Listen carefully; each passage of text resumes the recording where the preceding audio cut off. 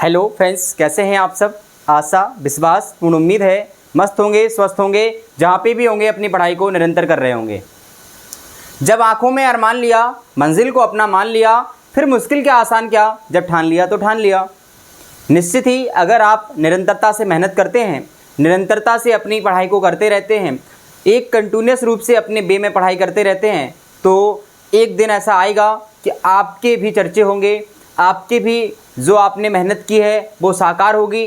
जो आपने दिन और रात लोगों से छिपकर बिताए हैं, अपने पढ़ाई को दिए हैं, अपनी किताबों को दिए हैं, वो निश्चित ही आपको रिटर्न मिलेंगे। वो सारी चीज़ें आपको रिटर्न मिलेंगी जो आप अपनी किताबों में, अपने अध्याय में बिताएंगे। चलिए, बात कर रहे थे कक्षा 12th की दूसरे चैप्टर वैद्युत फ्लक्स एवं गॉस की प्रमेय।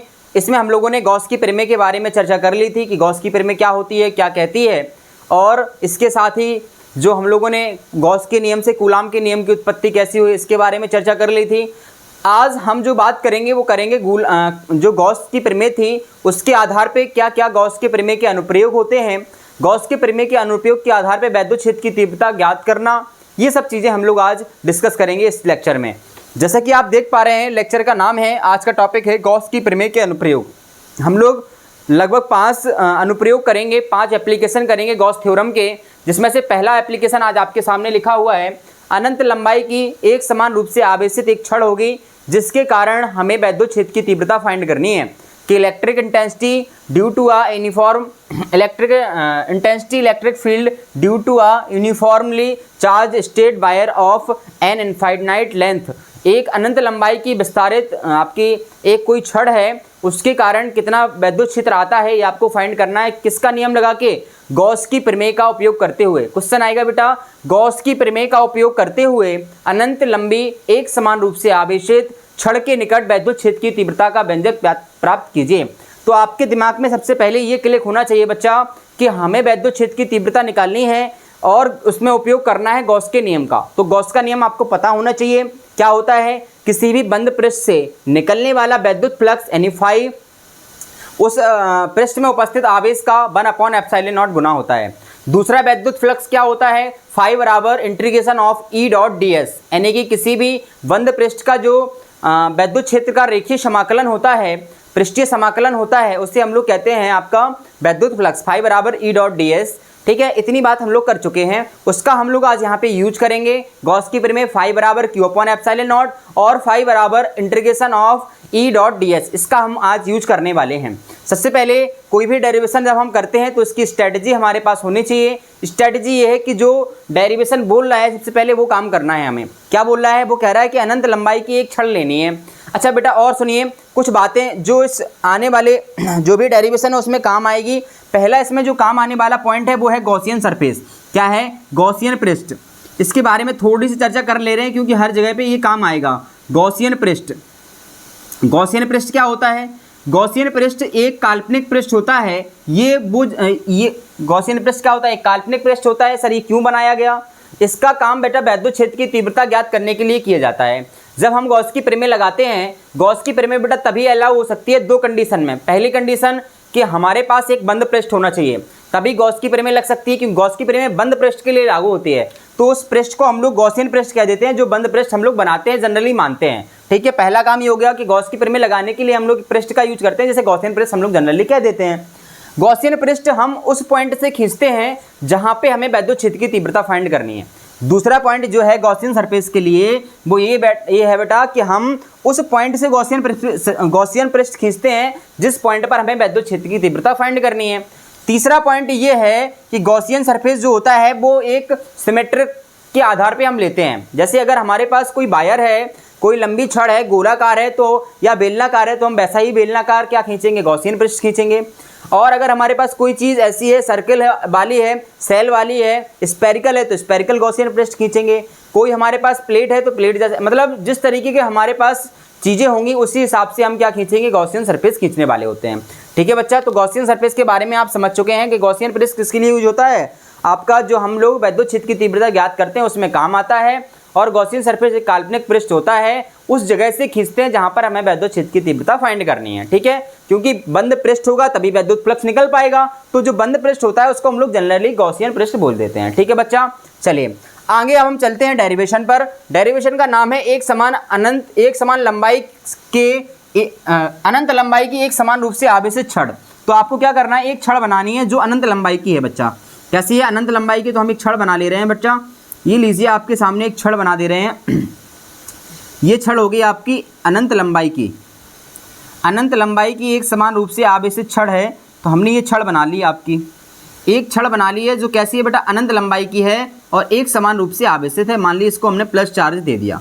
कितना चार्ज दे दिया बच्चा, प्लस चार्ज दे दिया इसको। कितना दे दिया, प्लस चार्ज इसको हमने दे दिया। ठीक है, अब हमें पता है जब हम कोई आवेश किसी एक समान लंबी चीज़ में देते हैं तो जो आवेश होता है वो किस रूप में डिस्ट्रीब्यूट हो जाता है। तो आप कहेंगे सर जो आवेश होता है वो लैम्डा के रूप में डिस्ट्रीब्यूट हो जाता है, जैसे हम लोग कहते हैं रेखीय आवेश घनत्व, उसके रूप में ये बढ़ जाएगा। ठीक है, अब मान के चलिए बेटा क्या करना है आपको, इस छड़ से स्मॉल आर दूरी पर, इस छड़ से स्मॉल आर दूरी पर कोई पॉइंट है। इस छड़ से कितनी दूरी पे बेटा, स्मॉल आर दूरी पर कोई पॉइंट है, मान लीजिए पी, जहाँ पे आपको वैद्युत क्षेत्र की तीव्रता फाइंड करनी है। देखो एक अनंत लंबाई की एक समान रूप से आवेशित सीधे तार, तो सीधा तार हो गया, अनंत लंबाई का हो गया, एक समान रूप से आवेशित, कारण वैद्युत क्षेत्र निकालना है। तो मान के चलिए कि इस छड़ से कितनी दूरी पर, स्मॉल आर दूरी पर कोई पॉइंट है पी, जहां हमें वैद्युत क्षेत्र की तीव्रता फाइंड करनी है। ठीक है बच्चा, इसमें प्रयोग करना है गॉस का नियम का। क्वेश्चन आएगा गॉस के नियम का उपयोग करते हुए। तो गॉस का नियम का तभी उपयोग हो सकता है जब बेटा हमारे पास क्या हो, एक गॉसियन सरफेस हो या कोई एक बंद पृष्ठ हो। तो हम क्या करेंगे, जिस पॉइंट पर हमें वैद्युत क्षेत्र की तीव्रता निकालनी है उस पॉइंट से होता हुआ एक गॉसियन सरफेस खींचेंगे।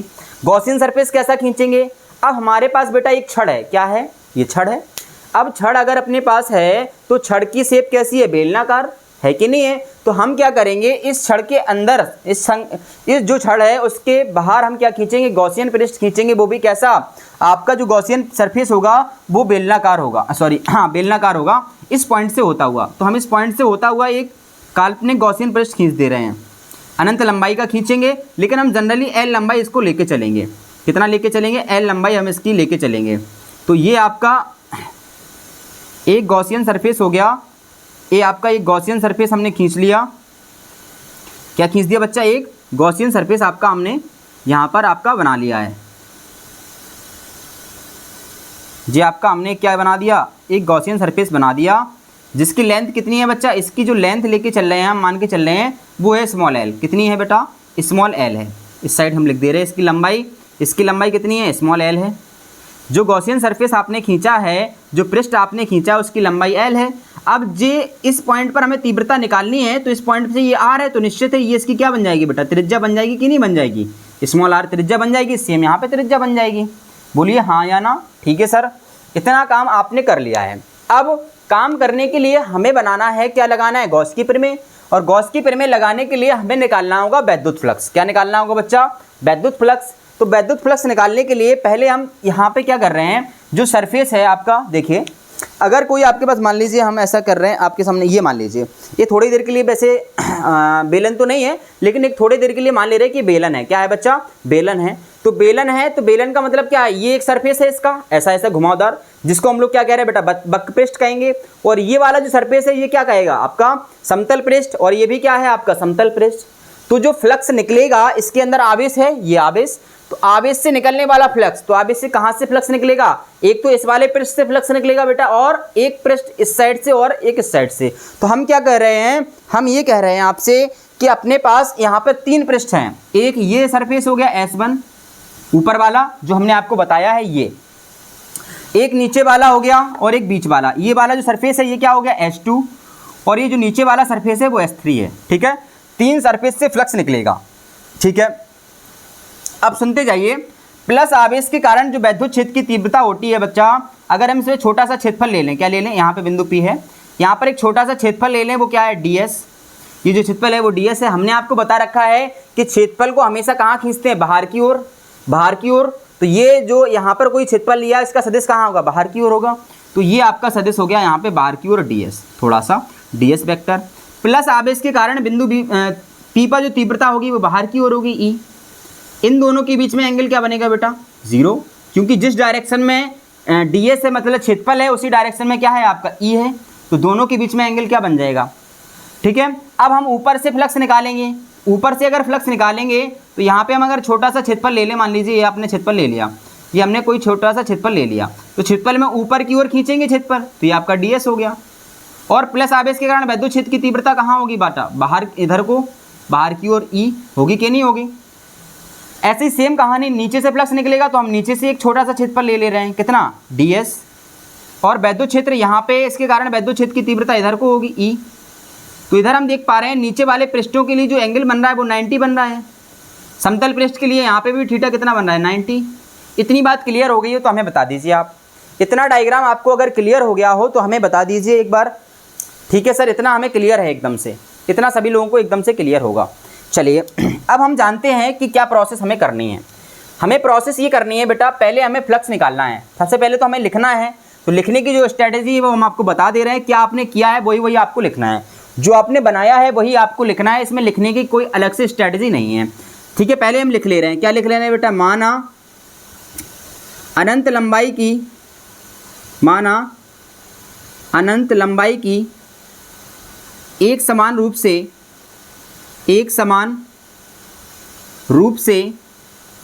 आवेशित छड़, एक समान रूप से आवेशित धनात्मक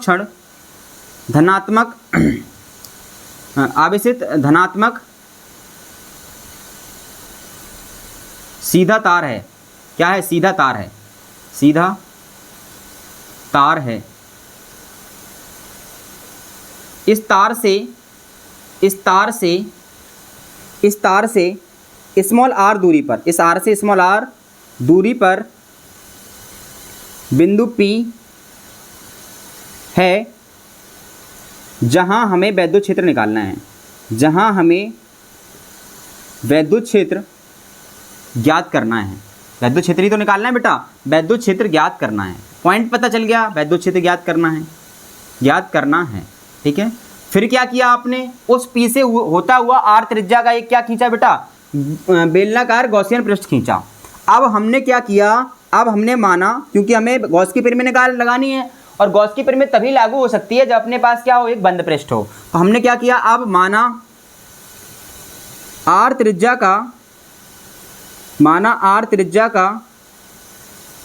त्रिज्या तथा स्मॉल l लंबाई का बेलनाकार गॉसियन पृष्ठ खींचा। बेलनाकार क्या खींचा बच्चा, गॉसियन पृष्ठ खींचा, बेलनाकार गॉसियन पृष्ठ खींचा। ठीक है, ठीक है सर। अब जो निकलने वाला फ्लक्स है खींचा, जो निकलने वाला फ्लक्स है वो 3 पृष्ठ से निकलेगा, एक समतल से ऊपर, एक नीचे से और एक पूरा राउंड। यानी मान के चलिए तो यहाँ से निकलेगा फ्लक्स, यहाँ से निकलेगा और इससे निकलेगा। ठीक है, अब अगर हम देखें तो अपने पास 3 पृष्ठ हैं, 3 पृष्ठ से निकलने वाला फ्लक्स होगा। S1 से निकलने वाला फ्लक्स,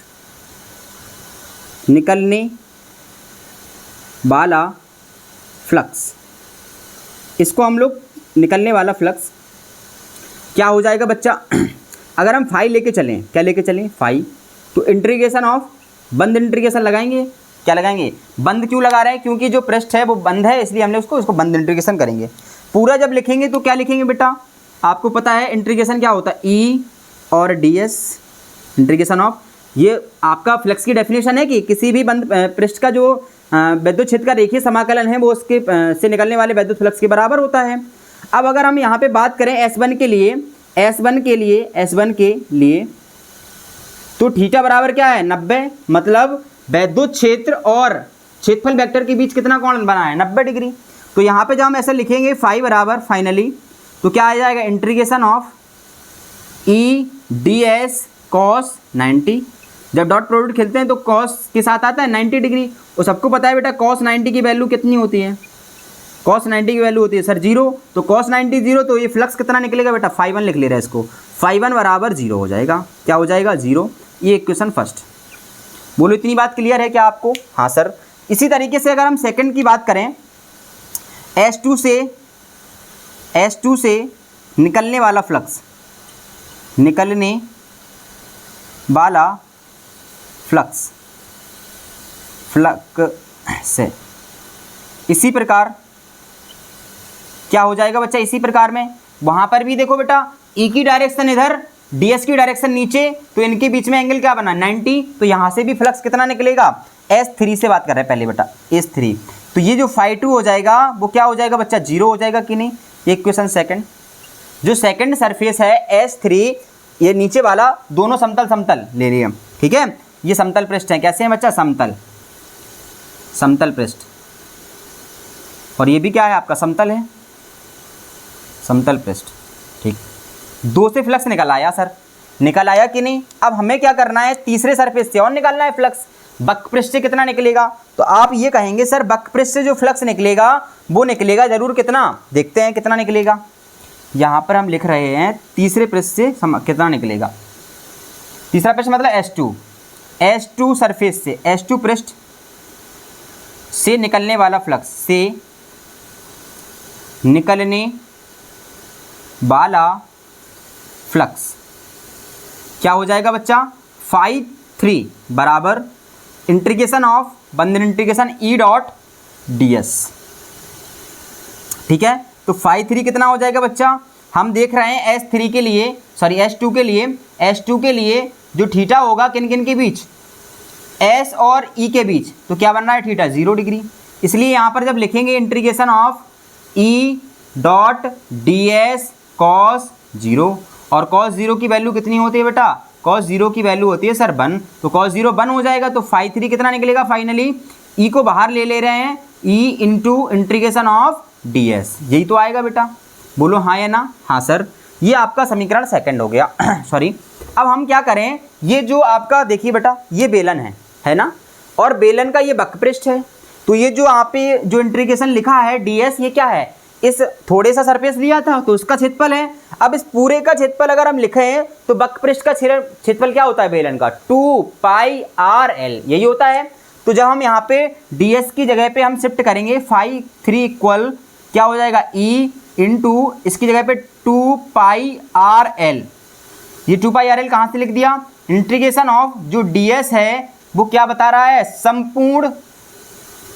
संपूर्ण पृष्ठ किसका, बेलन का, बेलन का कितना होता है बेटा 2πrl। ये समीकरण थर्ड, एक क्वेश्चन थर्ड हो गई, एक क्वेश्चन थर्ड हो गई। इतना आप नोट डाउन कर लीजिए जल्दी से, इतना नोट डाउन कर लीजिए, फिर आगे चलते हैं हम लोग, फिर आगे चलते हैं ठीक है। तो हमने ये देखा कि φ1 निकला 0, φ2 निकला 0, φ3 से निकला 2πrl, कितना निकला 2πrl। स्क्रीनशॉट ले लीजिए इसका जल्दी से, चलिए इसको हटा रहे हैं बेटा, है ना। तो अगर हम बात करें बेटा, अगर हम बात करें कि जो टोटल फ्लक्स निकलेगा वो कितना निकलेगा, टोटल फ्लक्स कितना निकलेगा, टोटल फ्लक्स कितना निकलेगा, तो हमने ये देखा क्या देखा हमने ये देखा सर φ1 की वैल्यू आई आपकी समतल पृष्ठ से निकलने वाला 0, फिर φ2 आया आपका 0, फिर φ3 आया आपका E इंटू 2πrl, यही तो आया। ये क्वेश्चन फर्स्ट थी, ये सेकंड थी, और ये कितनी थी, थर्ड थी, यही तो किया था। तो इसलिए अगर हम बात करें, इसलिए संपूर्ण फ्लक्स निकलने वाला, संपूर्ण फ्लक्स, संपूर्ण गॉसियन पृष्ठ से निकलने वाला फ्लक्स, संपूर्ण गॉसियन पृष्ठ से